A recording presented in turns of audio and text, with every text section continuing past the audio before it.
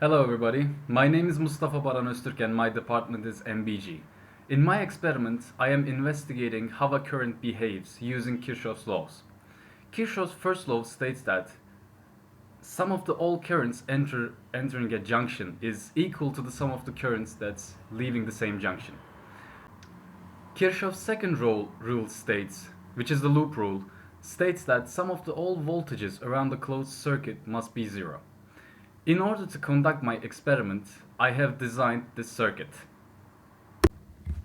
I am doing this experiment in two trials, which in both of the trials I will change the resistors. Here is my setup. Both of the power supplies are connected to the first resistor. Then an ammeter is connected to the first resistor. Then resistor number 2 is connected to the resistor number 1 and also an ammeter. Ammeter connects the loop by connecting back to the first power supply. The third resistor is also connected to the resistor number 1 and to an ammeter. Resistor number 3 connects the loop by connecting back to the second power supply. The first loop of the circuit consists of power supply number 1, resistor 1 and resistor 2.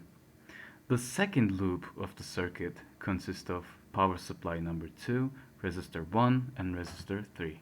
In the first trial, R1 is 100 ohms, R2 is 150 ohms and R3 is also 150 ohms.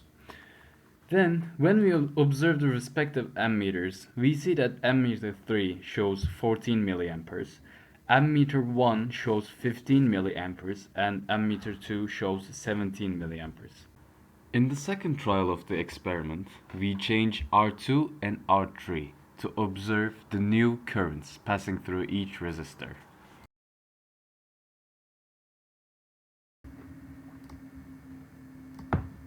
When we observe the respective ammeters, we see 13.5 milliampere in the second one, 10 milliampere in the third one,